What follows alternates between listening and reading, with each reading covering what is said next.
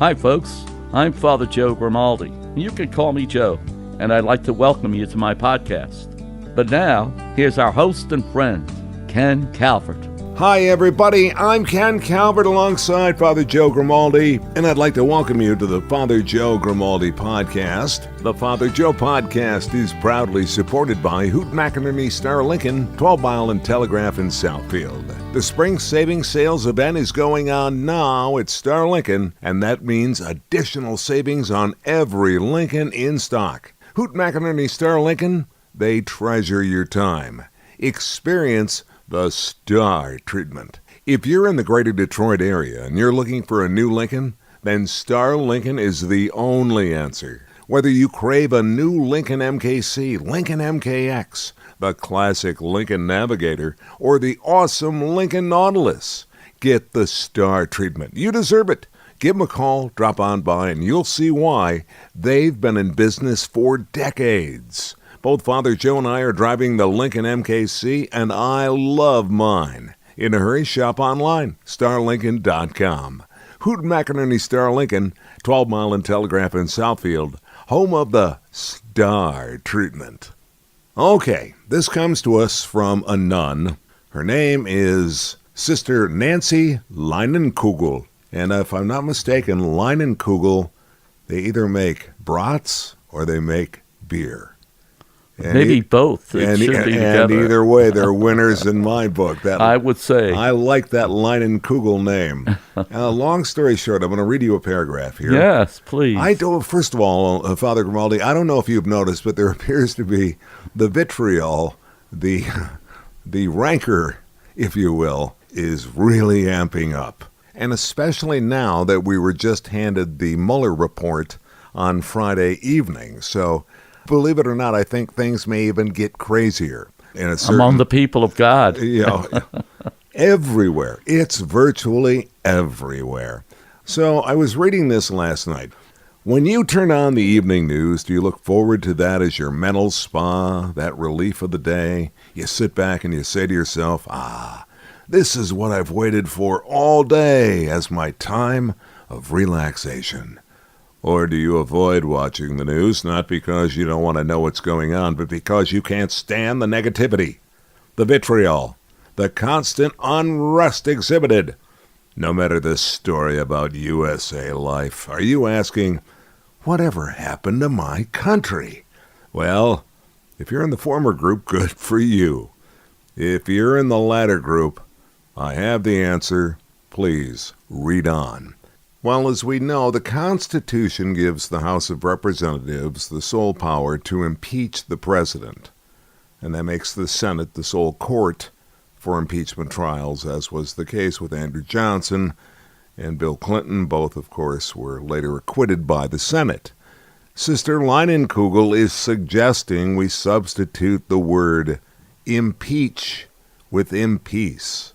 All we are saying is give peace a chance. Peace be with you. What the heck's going on? Why are we so darned amped up and angry?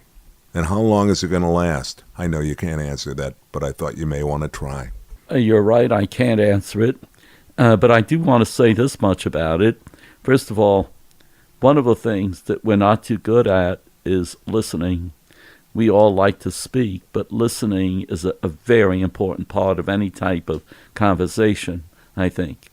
And that we can't really answer someone unless we've heard someone and listened to what that other person has to say. Now, this is simplistic, I'm sure. It may sound so, but deep down it may not be so simplistic. You know, when people get upset about whatever it is going on, and in our country, in our city, and so on and so forth. And you have two people or two groups of people vying one against the other. I think what's important is that we try to listen to each other before we start blowing up, as it were, exploding, because we can't stand what the other person has said. It goes against my grain. You must be an ignoramus, and so on and so forth. You know, rather than try to listen and try to find out what that person is saying and why that person is saying what he or she is saying, and then maybe come to some sort of conclusion. You may not agree. As a matter of fact, you probably will not agree, but by the same token, you might have a different view of that individual. I apologize for that interruption, but I actually am waiting for something, so I apologize that you're hearing that noise in the background, ladies and gentlemen. People now come into conversations prepared for fights instead of just wanting to have a conversation. I realize now that if you even so much as mention the word politics at lunch, at dinner, forget it. A fight is bound to break out somewhere. So what do? Do we avoid it, or do we try and go back to where we started at the top? Do we try and discuss, hey guys, I got an idea. Instead of talking about impeaching our president, why don't we talk about impeaching our representatives and taking that to these meetings, taking that to these caucuses, taking that to the rallies, and putting that on our signs? How about that, huh? Well, maybe there's something to be said about the old adage that when a group sits down to dinner, you never discuss religion or politics. Right, that's true. Okay? I mean, that's what used to be said all the time. We don't say it anymore, but that's what used to be said. But again, I want to go back to the fact that listening is just as important as talking.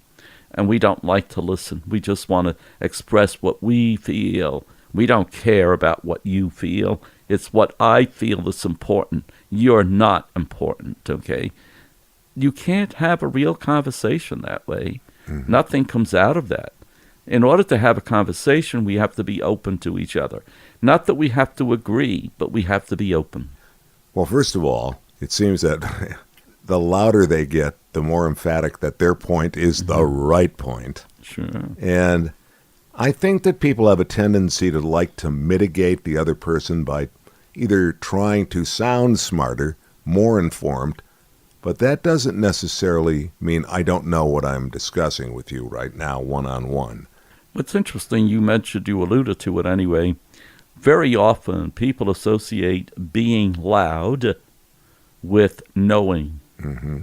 They're not related, okay? I know that. I mean, somebody may not know nothing, but or may not know anything and still be loud as can be. I thought you did that on purpose. But I wanted to emphasize nothing, right? You did. May know nothing, but say it in such a loud way that, there's examples of that. And I won't name politicians, but there are politicians that very often speak from their ignorance rather than from their knowledge.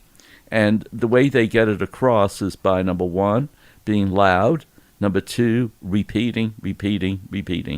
And this way, whatever I say, it may be wrong, but there's no doubt to what I'm saying. Mm-hmm. And so they speak louder, they keep repeating the same thing so that you get the message. So many people are probably listening, and I hope they are going, it happened just the other night. It happened just the other day. In fact, it even happened today. And that's the other part. What do you do with somebody that doesn't want to listen? They only want to talk. Well, then that is not a conversation. Mm-hmm. A conversation is that the two are conversing. It's a give and take and listening and, accepting or denying, but at least talking about it. You don't have to raise your voice. You don't have to be angry. Any of those things I think we have to keep in mind when we are having a conversation. It's only that way that we can be civil. Otherwise, it turns into an argument. And a game changer. Yeah. And it can destroy friendships, relationships, and even marriages. There's no question. Yeah. How did we get there? Yeah. The only thing I can think of is that very often, whoever our leaders are, unfortunately, by what they say, can influence us, to the point where we become so intense on just the one concept that nothing else really matters. Huh? And if we agree with that person, well, there's no other way we can listen to anything else. Right. That's the only thing we can listen to. Well, that's not conversation. She writes, what is peace? Peace is several things, including calmness, tranquility, mutual understanding, freedom from strife, lack of conflict, and appreciation. Focus on a concept of how to be a peacemaker. In order to be a peacemaker, speak from the heart. You know, that can also be easier said than done. Of course, these are bullet points. Yeah. Appreciate each other's viewpoints. I alone don't have all the answers, but together we might. So Yeah. I tend to agree with you because I just notice now that in these podcasts, we stay away from politics. We have to discuss it because it's on, people wake up every morning thinking about it because it's the first thing they see on the television. Sure. They'll show a bounty of tweets that were sent out overnight. I mean, we've really gotten away from news, with the exception of the cheating scandal, the very unfortunate situation that occurred in Ethiopia with another 737 MAX 8 going down, and then the grounding of the airplanes, and of course the situations that happened domestically right here in the United States with the flooding in the Midwest, and of course the terrible storms in Alabama. But that doesn't lead, or if it does, it gets 2.5, 3 minutes. Then it's right back to the tweets. It's really disruptive, and I don't think it does anything good for anyone in terms of feeling better about going out and just living life. And I kind of believe at the end of the day, it's not good for your health. Oh, certainly not. I think that's a stress factor in so many different people that do suffer from heart problems. It really is a stress factor without our realizing it. Let's say you did a town hall at St. Hugo of the Hills where you help out. You more than help out. You do a lot. Let's say you just got 20 people. Let's take some practicing Catholics, put them in a room, divide them 10 go here, 10 go there. Reach into a hat. How long do you think you would know which side of the aisle they were on politically? And how quickly do you think that they would get to politics? I don't know how to answer because when you speak about Catholics, how do you define a Catholic? You said a practicing Catholic. Mm-hmm. What does that mean? I know so many Catholics that differ on almost every aspect of what it means to be a Catholic. Uh-huh. I know Catholics, most go to Mass.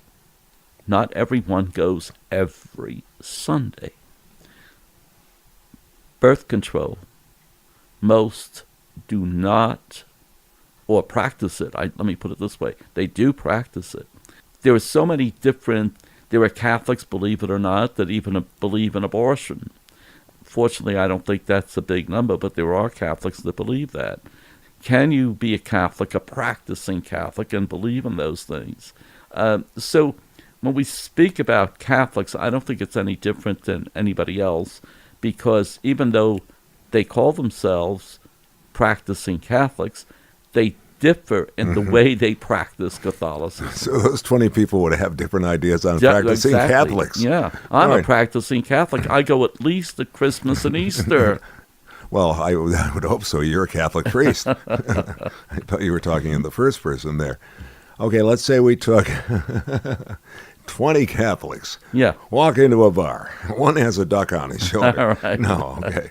The bartender says, let's say you took 20 Catholics, put them in a room. How long do you think it would take Father Grimaldi to figure out which side of the aisle they were on politically?